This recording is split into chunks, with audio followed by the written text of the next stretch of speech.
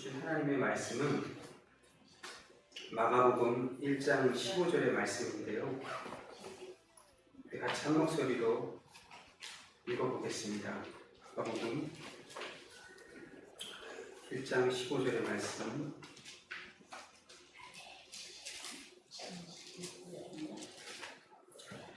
시작. 이르시되 때가 찼고 하나님의 나라가 가까이 왔으니 회개하고 복음을 믿으라 하시더라. 아멘. 기도하겠습니다.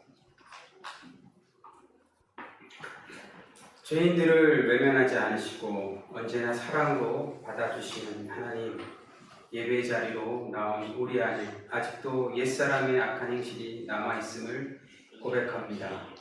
마음의 허망함을 따라 무익한 말을 하였고 끝없이 솟아나는 욕망을 채우기 위해 해역한 일을 자행했으며 육신의 정욕에 눈이 어두워져 썩어 없어질 세상 것만 추구하며 시간을 보냈습니다.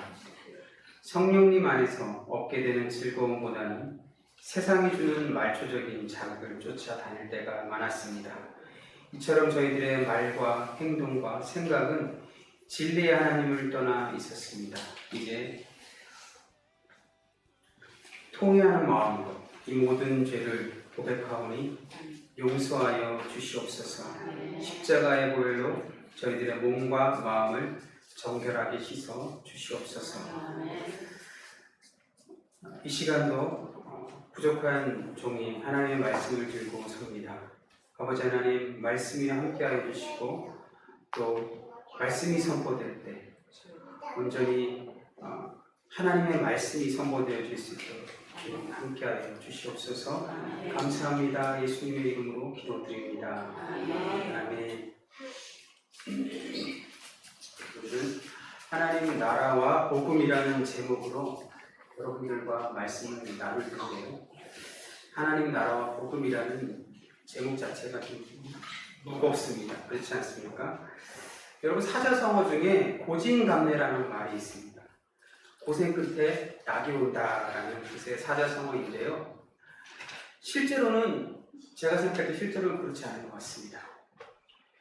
고진감래가 아니라 고진골병이다, 이런 생각이 듭니다. 그러니까 고생 끝에 골병이 된다, 이게 더 맞다라는 생각이 좀 듭니다. 모든 사람들에게 적용되는 사자성어는 아닌 것 같아요. 이것은 세상의 이야기뿐만 아니라 교회에도 많은 부분 적용되는 가치관이다, 이런 생각이 드는데요. 한국교회 많은 성도님들이 고진감래의 천국관을 가지고 있다는 생각을 해봤습니다. 아무래도 우리는 여전히 동양의 가치관을 중요하게 여기는 것 같아요. 그래서 예전에는 이런 사람들이 있었습니다. 천국을 갔다 왔다 라고 얘기하는 사람들이 있었어요. 혹시 그런 간증을 들어보신 성도님들 계십니까? 고개를 끄덕거리시는 분들은 들어보셨다는 거죠? 네. 제가 생각할 때는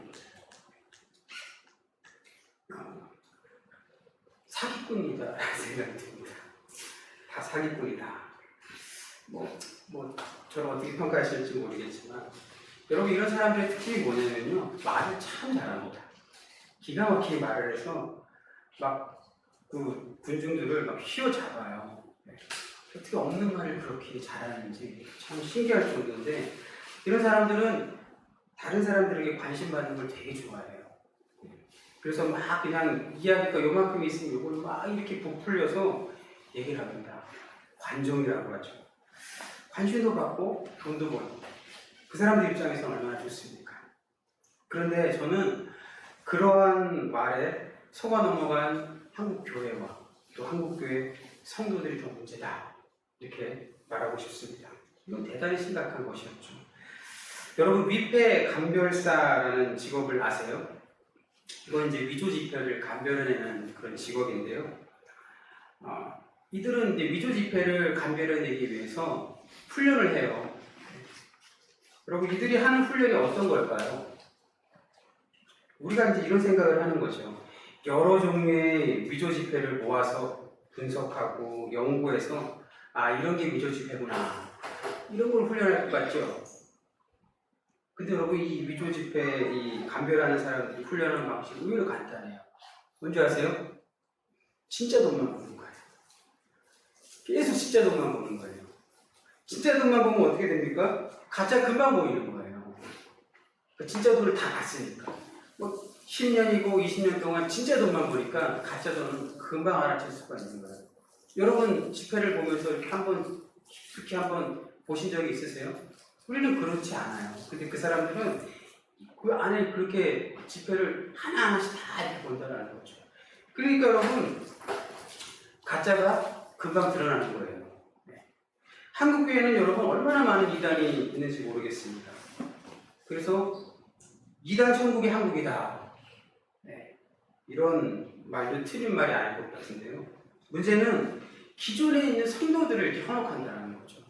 기존에 있는 성도들을 현혹해가지고 데려가는 거예요. 왜 이런 성도님들은 이렇게 쉽게 이단에 넘어갈까? 한국교회가 기독교를 제대로 가르치지 않았기 때문에 그래요. 성경의 기독교에 대해서 제대로 가르치지 않았기 때문에 그냥 그런 데 가면 말을 너무 이렇게 다 그냥 속아서 그쪽으로 넘어가 버리는 겁니다. 그러니까 여러분 잘 배워야 돼요. 잘 배워야 되고 또 그 속아 넘어가지 않으려면 우리가 성경의 말씀, 기독교가 무엇인지에 대해서 잘 배우고 또 궁금해하고 질문하고 그래서 여러분들의 것을 만드셔야 돼요. 그래야 안 넘어가요.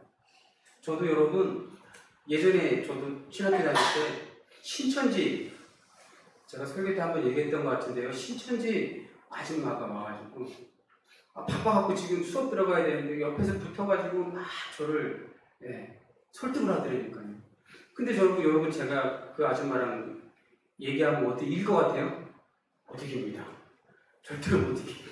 성경 구절들을 이렇게 해갖고 몇 개씩 달달달달 외우고 덤비거든요. 근데 우리는 여러분들 성경 기독교에 관련해서 성경 외우는 거 있으세요? 우리가 외우는 거 말고요. 그 사람이 조직화돼서 외우는 것들이 있거든요.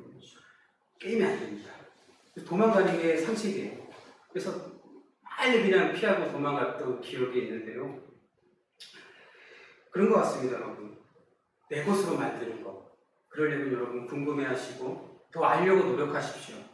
그래야 여러분들의 것이 되고 또 여러분들이 잘못된, 거짓된 것을 분별해낼 수 있을 줄 믿습니다. 지금은 여러분 천국에 이렇게 다녀왔다고 떠드는 사람들이 없는 것 같아요. 그렇지 않습니까? 사라져버린 것 같아요. 그만큼 한국교회의 뭐라 그래야 될까? 지식이 좀 위로 올라왔다라고 생각할 수 있을 것 같은데요. 사기꾼들은 다 사라져버렸어도 여전히 우리는 고진감래의 그런 관점으로 천국을 이해하는 것 같습니다.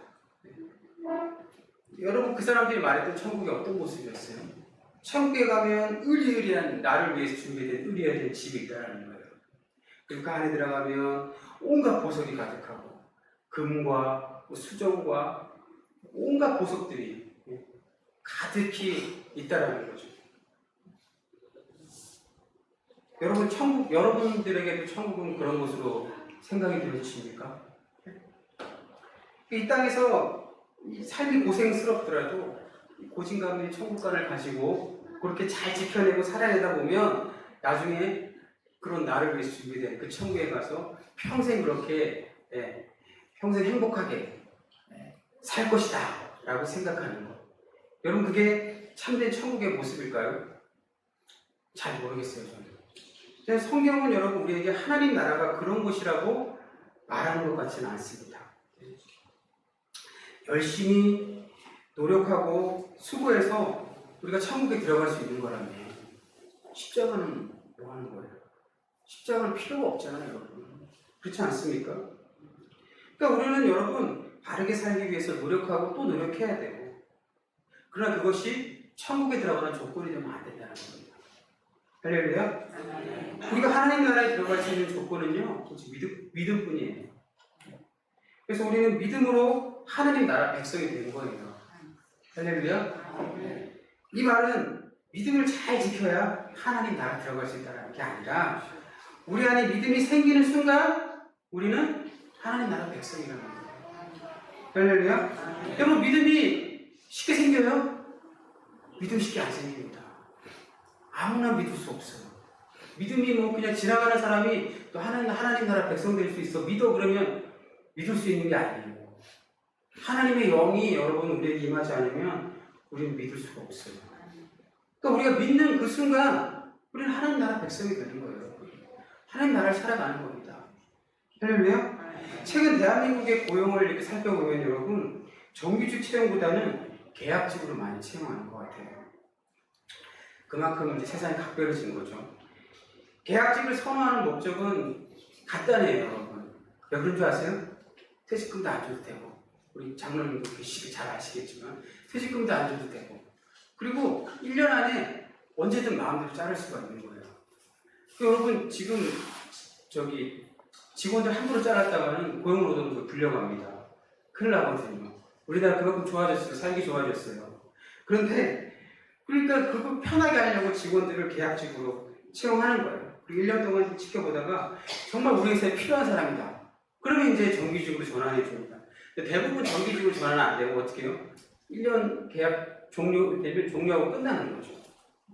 근데 여러분 하나님 나라 백성의 삶이 그렇다고 한번 생각해 보세요.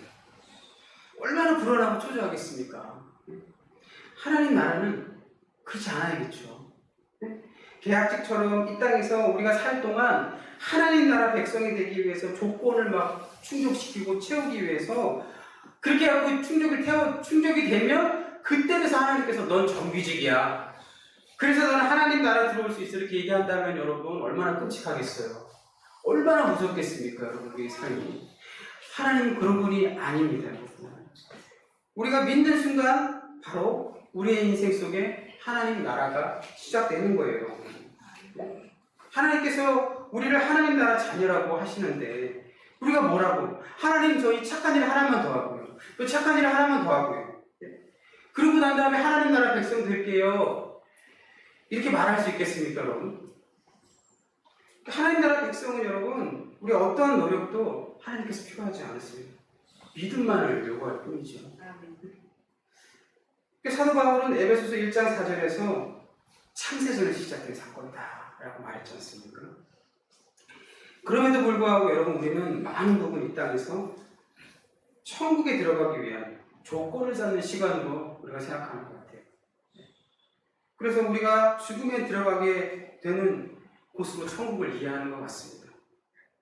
물론 우리는 죽으면 하나님 나라 갑니다. 제가 예언 하나 할게요.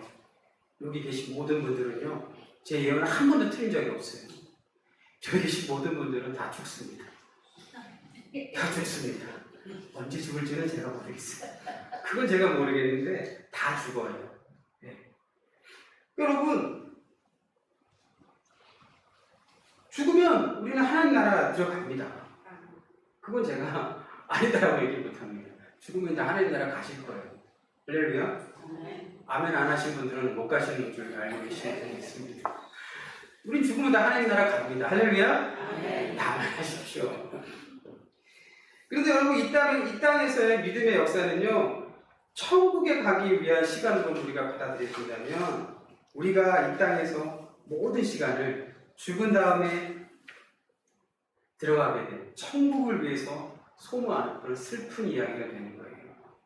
우리가 받았던 은혜, 기쁨, 행복했던 그 모든 시간들, 잘못된 천국관을 가지고 있으면 그 모든 시간들이 모조리 천국에 가기 위해서 이 땅에서 고진감래, 고생한 걸로 치부되는 것이죠.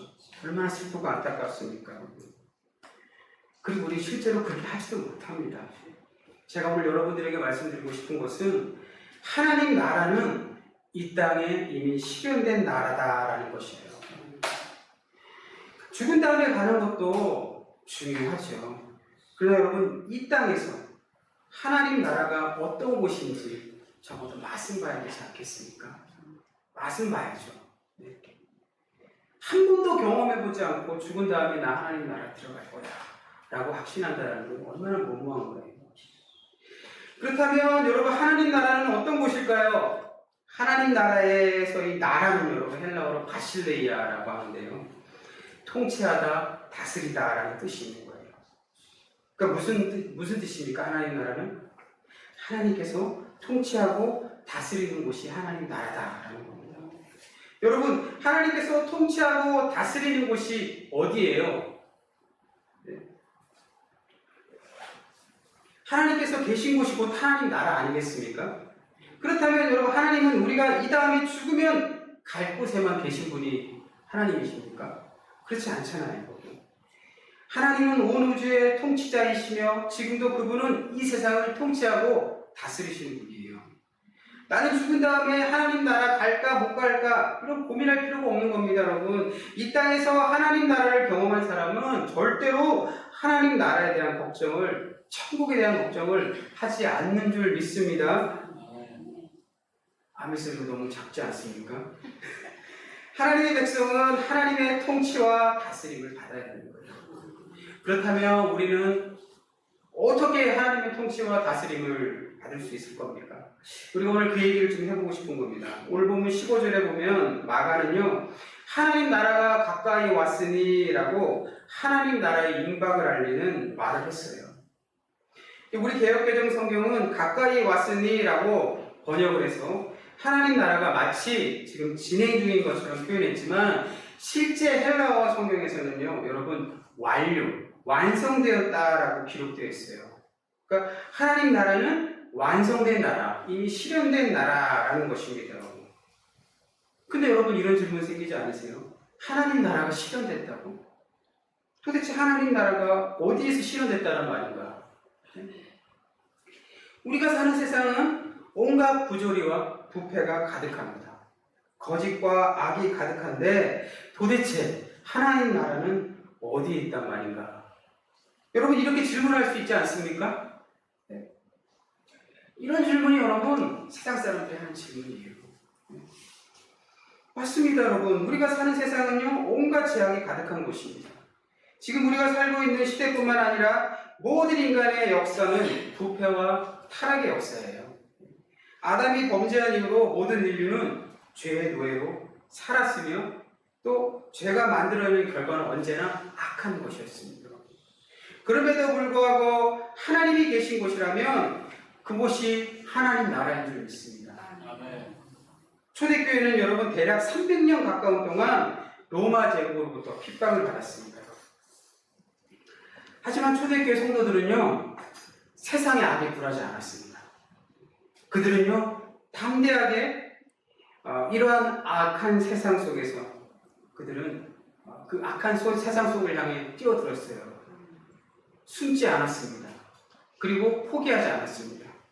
마치 다니엘의 세 친구가 하나님의 역사를 증명하기 위해서 풀루불을 향해서 담대히 들어갔던 것처럼 여러분 오늘도 보이지 않는 곳에서 누군가는 여러분 하나님의 역사를 증명하기 위해서 그렇게 살아가고 있는 줄 믿습니다.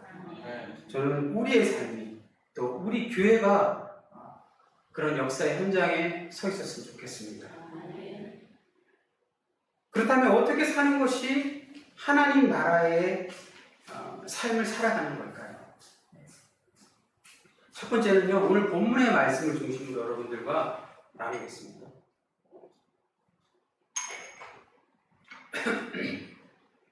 첫 번째는 회개하는 겁니다. 우리 15절 말씀을 보니까 회개하라, 회개하고 라고 얘기하고 있습니다. 여러분 회개는요 기독교 신앙에서 매우 중요한 겁니다. 구원파 이단들은 회개의 필요성을 부정합니다. 그들은 회개를 한다는 것은 아직 거듭남에 대한 확신이 없는 상태다라고 이렇게 말하는 거예요. 그들의 신학을 세우기 위해서 회개를 버린 거예요. 회개는 그들에게 버린 카드예요. 여러분 회개란 무엇입니까? 회개에 대한 정의가 다른대로 되어 있어야 되는 거예요.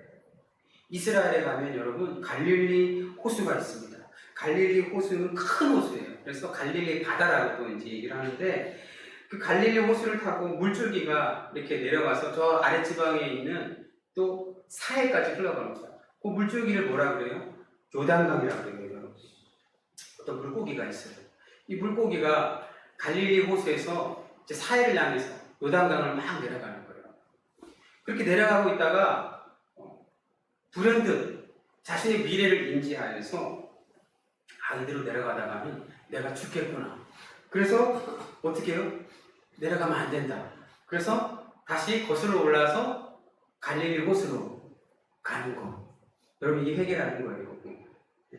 무슨 우스갯소리냐 이렇게 생각하실지 모르겠지만 물고기는 여러분 자기 현실을 분명히 깨달을 능력이 없습니다. 그러나 인간은 물고기가 아니라는 거예요. 믿는 자든 믿지 않는 자든 인간은요 자기가 죽을 길을 가고 있는지 살 길을 가고 있는지 알 수 있습니다. 그렇지 않아요, 여러분? 어떤 사람은 여러분 대중 가수의 노랫말처럼 내가 모르겠다, 내가 죽든지 말든지 그냥 내가 나에게 주어진 이 평생 내 멋대로 살다가 난 죽을 거야, 이렇게 살아가는 사람도 있어요.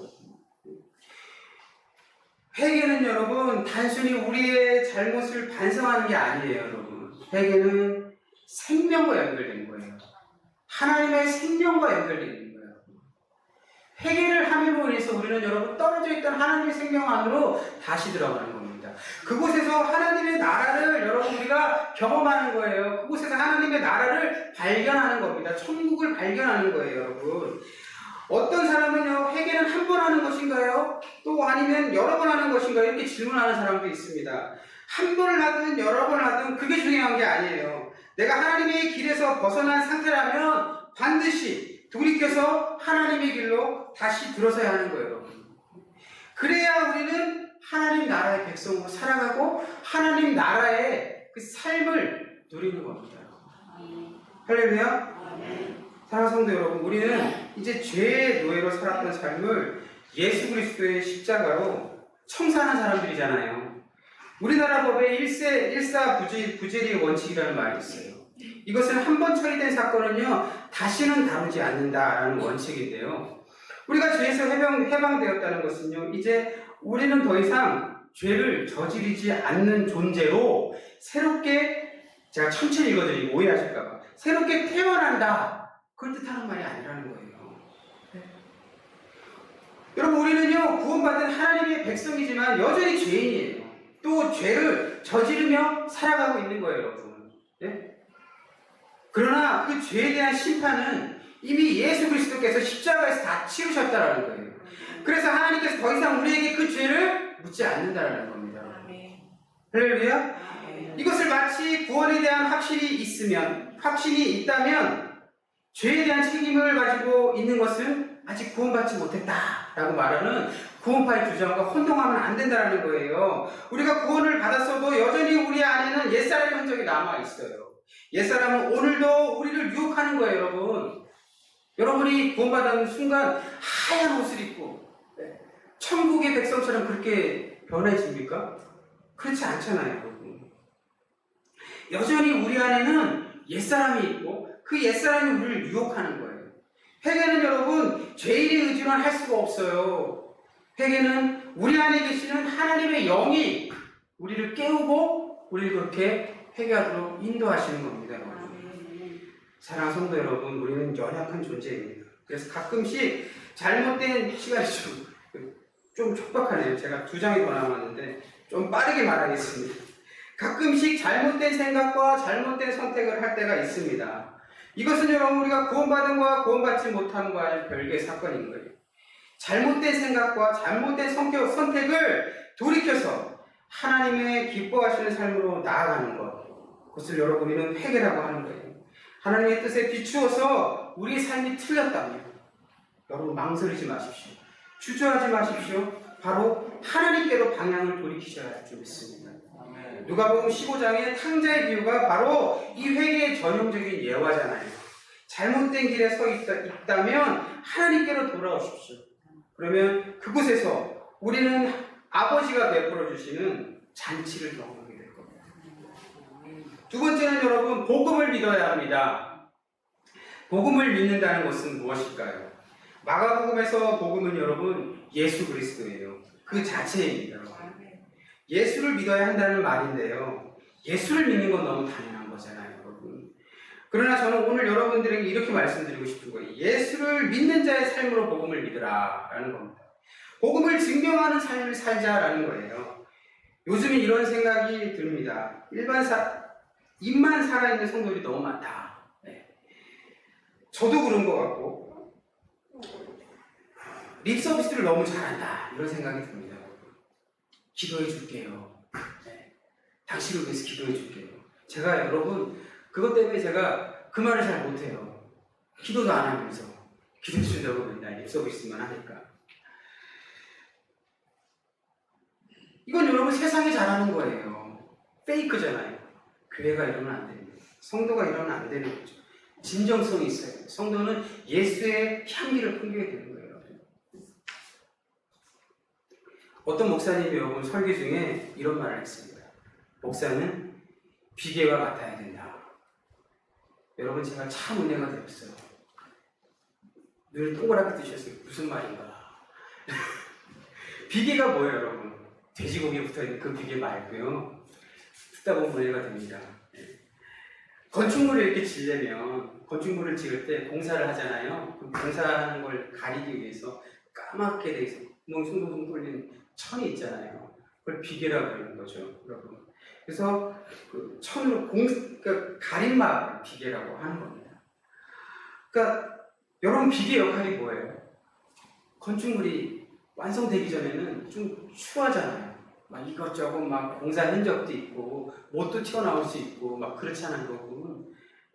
그래서 추한 모습들이 있잖아요. 불편하고 추한 모습들이 있잖아요. 네. 그걸 가리는 거예요, 여러분. 그게 비계라는 거예요.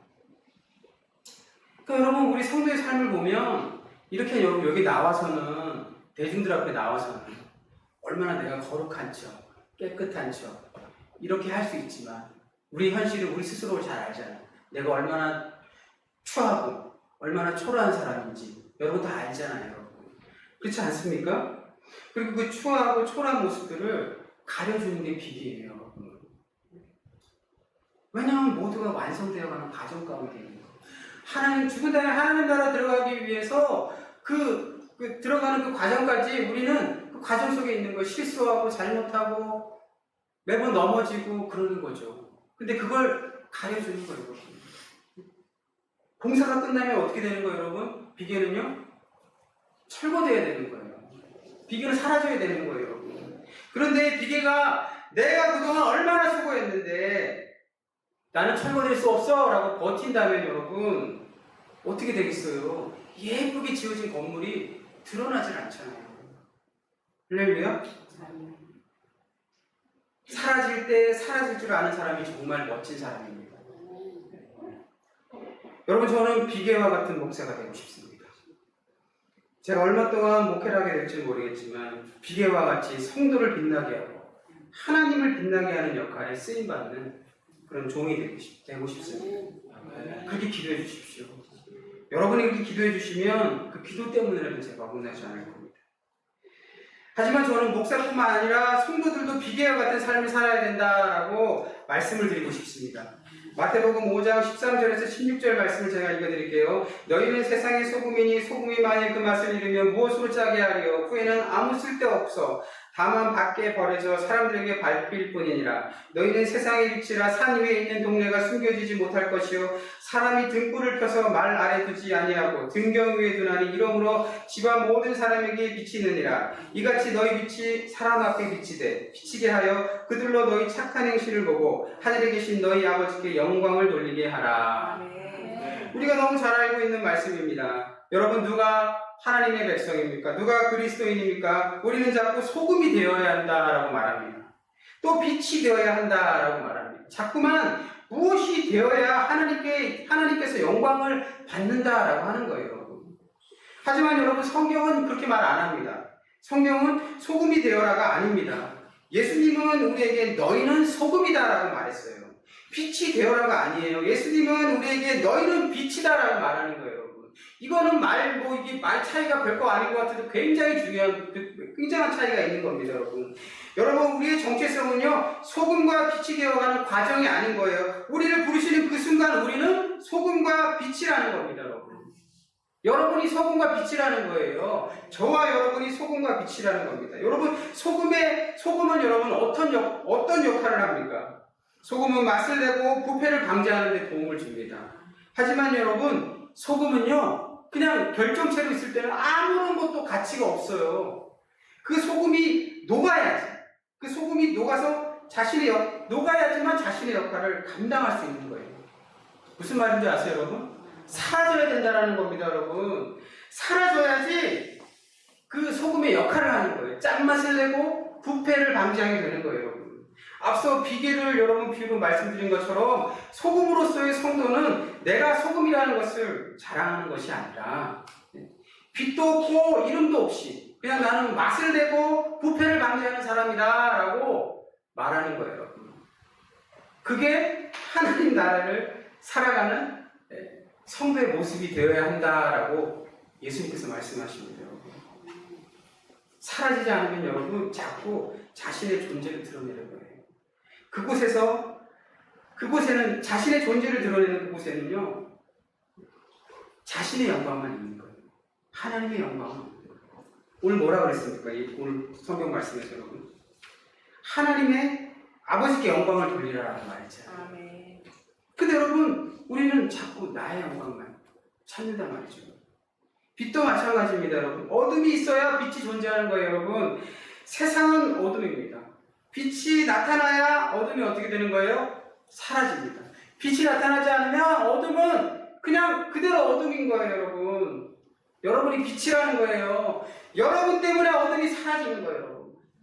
여러분 때문에 사람들이 불편해하고 여러분 때문에 사람들이 조심해야 해요.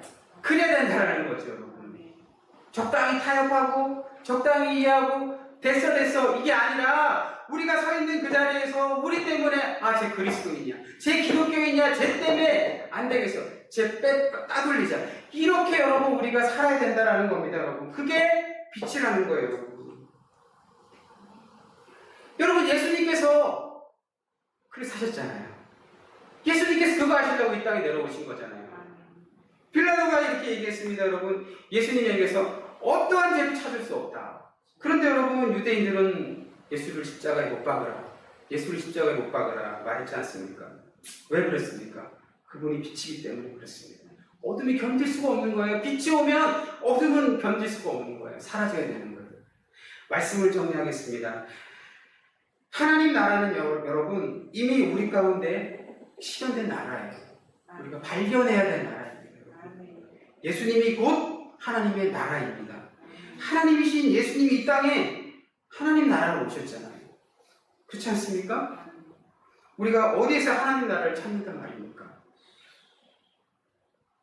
빛과 소금인지, 여러분들이 빛과 소금인지 깨달으시고 죄 많은 이 땅에서 하나님의 나라를 살아가시는 비계와 같은, 소금과 또 빛과 같은 그런 존재들이 되시기를 주님의 이름으로 축원드립니다.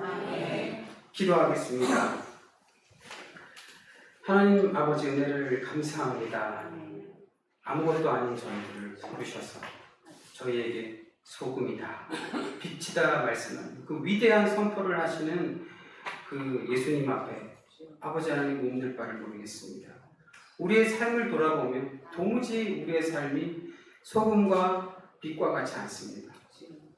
그러나 하나님 아버지, 우리가 소금이고 빛인 거에는 변함이 없는 줄 믿습니다. 소금으로 살게 하여 주시옵소서, 빛으로 살게 하여 주시옵소서. 그래서 세상 속에 하나님의 영광을 드러내는 귀한 성도들 다 되게 하여 주시옵소서.